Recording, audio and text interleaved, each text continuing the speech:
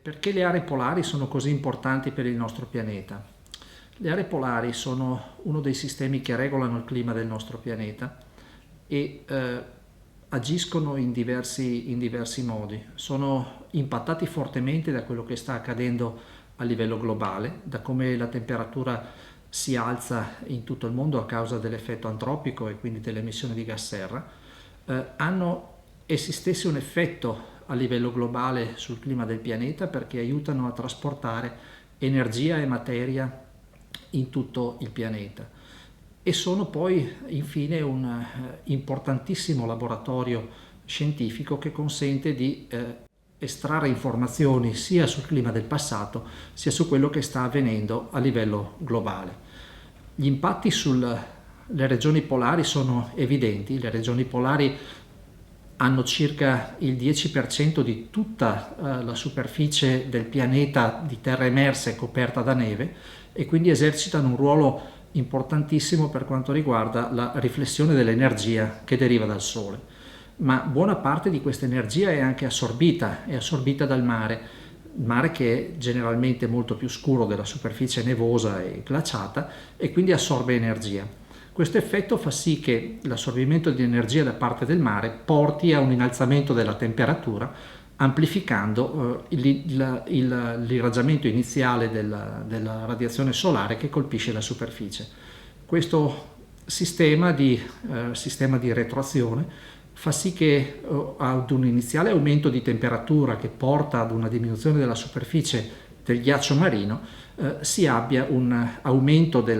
ulteriore aumento della temperatura che è legato proprio alla diminuzione della superficie glaciata e quindi alla minor riflettività. Un altro meccanismo di retroazione importante che è insito nel sistema climatico delle aree polari e soprattutto dell'Artico è quello legato al permafrost. Il permafrost che non è altro che suolo congelato. Il suolo congelato che contiene enormi quantità di carbonio, soprattutto sotto forma di metano e di anidride carbonica, che quando è riscaldato, e lo è in questo periodo proprio per effetto del riscaldamento globale, emette in atmosfera dei gas serra che sono essi stessi dei responsabili del riscaldamento globale e quindi amplifica ancora di più il fenomeno iniziale. Tutti questi fenomeni, associati anche a una maggiore efficienza del trasporto di calore dalle medie latitudini verso le aree polari, soprattutto verso l'Artico, porta a un fenomeno che viene definito come amplificazione artica. Tant'è che se la temperatura media del pianeta dall'era preindustriale ad oggi è aumentata mediamente di circa 1,2 centigradi, in Artico, proprio per effetto di questa amplificazione, la temperatura è più che raddoppiata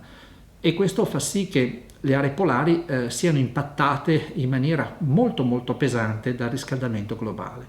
Gli impatti li possiamo avere per esempio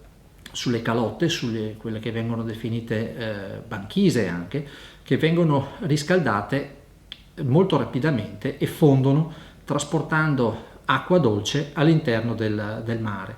E questo fenomeno che è molto evidente ad esempio nella calotta groenlandese o in una parte della calotta antartica, soprattutto nella calotta dell'Antartide occidentale, quello che per intenderci è il prolungamento della catena andina, ecco, queste zone stanno perdendo massa a una velocità molto elevata e contrariamente al ghiaccio marino, che di fatto non ha un effetto importante sull'innalzamento del livello del mare, il ghiaccio continentale quando fonde contribuisce in maniera sensibile all'aumento del livello del mare.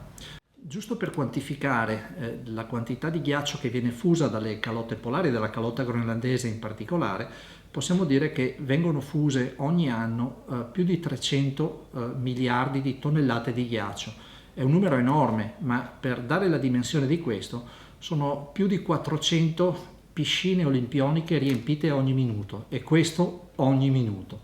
Questo per darvi la proporzione di quanto può essere grande il fenomeno e tutto questo solo per la parte relativa alla Groenlandia contribuisce a quasi 1 millimetro di innalzamento del livello del mare all'anno. Questi fenomeni di fusione per la Groenlandia e per l'Antartide sono leggermente diversi perché l'Antartide nelle piattaforme glaciali fonde da sopra ma fonde anche molto da sotto, quindi l'acqua oceanica più calda fonde le piattaforme glaciali da sotto, abbiamo come risultato quindi una perdita enorme di ghiaccio che contribuisce globalmente, assieme anche ai ghiacciai delle aree temperate e assieme ad altri fenomeni fisici, a un aumento di livello di medio mare che ormai corre a una velocità di quasi 5 mm all'anno, quindi una velocità tremenda. Dicevo poi che le aree polari sono dei laboratori formidabili e sono dei laboratori naturali formidabili perché ci consentono di ricostruire quelle che sono state le condizioni climatiche del nostro pianeta nel corso degli ultimi milioni di anni. E, ad esempio, abbiamo recentemente lanciato un progetto che ci consentirà di ricostruire in modo continuo il clima della Terra nell'ultimo 1,5 milioni di anni, e questo attraverso una perforazione nell'Antartide orientale di circa 2700 metri di profondità.